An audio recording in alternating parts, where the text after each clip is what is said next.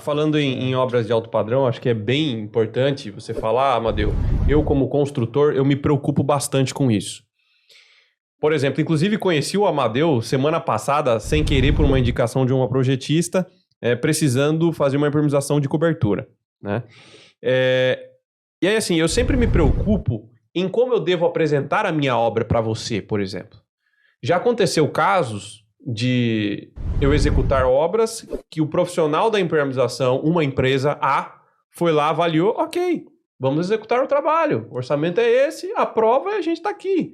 A empresa B chegou e fez inúmeros apontamentos. Aí chega a empresa C, não, só arruma isso aqui. Ou seja, o critério de avaliação das empresas antes de iniciar o trabalho, eu vejo que são muito diferentes por aí, né?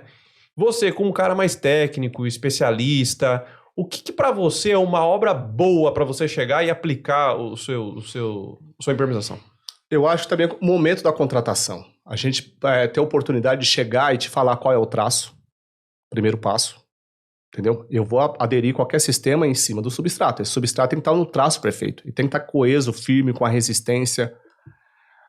A definição do material. É areia, mas a areia tem que ser média.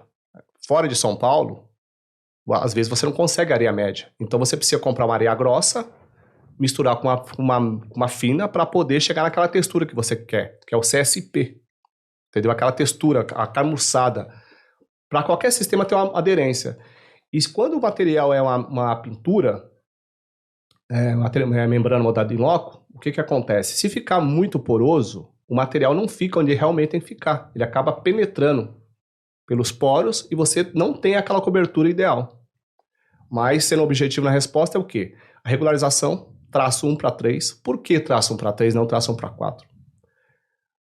Porque se você falar traço 1 para 4, qual que é a unidade de medida do cara? É o balde. É o balde e a lata. Poucas construtoras faz um padrão, faz um caixote para poder ter um gabarito. Aquele gabarito ser a unidade de medida. Se eu falo 1 para 4, daqui a pouco tá 1 para 6. Se eu falo 1 para 6, daqui a pouco fala assim, o meu carrinho dá 4 latas. E começa a variar muito.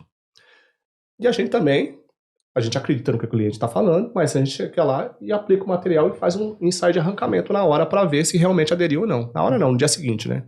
E aí fala, ó, a sua regularização não tá legal. Mas pela experiência, só olhando, pela coloração, você já consegue identificar que o traço não tá legal. Tá, e é importante o pessoal entender, né, que esse traço 1 para 3 que ele está falando é um traço em volume. Ou seja, um volume de cimento para 3 volumes de areia. Né? Que isso é um traço relativamente forte. Né? Para pedreiros vai haver uma estranheza. Né? Talvez para contrapiso, até alguns falam, ok, mas para reboco, o pessoal, o emboço, né? O pessoal pode estranhar. Pode estranhar, porque é um traço muito forte. Exatamente. Né? E eu gravei um podcast aqui uma vez com a Maressa e eles falaram realmente desse traço e eu me espantei.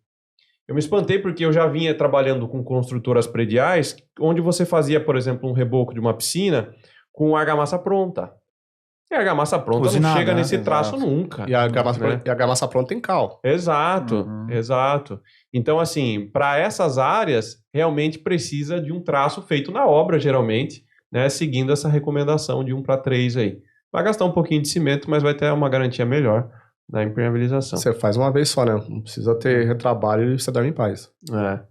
Exato. Mas tem que tomar bastante cuidado com essa argamassa também, porque eu estou fazendo uma obra que a gente utilizou esse traço. E o cuidado que eu falei para o pessoal era na retração, né? Já que tem muito cimento, libera muito finos, calor, né? De hidratação. Excesso de finos, exato. Então, assim, dia seguinte tem que molhar. Tem que molhar, porque senão vai... Pedreiro que fala isso, né? Massa forte trinca tudo, né? É porque tem que ter esse cuidado na retração. Então, fica a dica aí de molhar quando o traço é mais forte. E outra coisa também, né? Quando a gente fala em volume, a gente tá falando em volume. A gente não tá falando de embalagem de areia. Porque o pessoal convencionou que um saco de areia é uma lata de cimento, uma lata de areia. E não é. Nas consultorias, chegou lá, o cara coloca 10 sacos de areia e um saco de cimento. Ele não tem a betoneira, e aí você vê que a regularização não fica legal. E aí tem aquele barrismo, né? O cara veio de São Paulo, tá metendo mala, não sei o quê, entendeu? Tá criticando, só você... Não é questão de criticar, a gente sabe onde deu errado e por que deu errado. Então a gente tenta alertar nessa questão. Quando eu ensinava os alunos do Senai, a gente chegava sempre num consenso de que um saco de cimento tem, em média, 2 latas e um pouquinho, né, de cimento, né? Um saco de cimento. Então, quando você fala em um saco de cimento, num traço 1:3, você tem que fazer a conta de um saco de cimento para em torno de 6, 7 latas de areia, né? Essa é uma faixa. Quando você pega vários projetistas, né, em algum momento, eles falavam que o traço era 1:4. Até funciona para manta, mas para argamassa polimérica, para poliuretano, você já sente que está muito poroso e que o material, você acaba perdendo aquela cobertura e o material está adentrando na regularização. Ou você fica constantemente varrendo para tentar e está sempre soltando areia. Entendi. Isso compromete o resultado final. Entendi. É claro que quando você chega numa obra, pelo olho, você não tem como saber se aquele traço foi 1:3 ou 1:4. Você vai mesmo pela característica do tato, se ele não está soltando e tal. Passa o prego na regularização também. Se ele entrou muito, faz um risco forte. Se ele entrou muito, você sabe que não está no traço legal. Legal.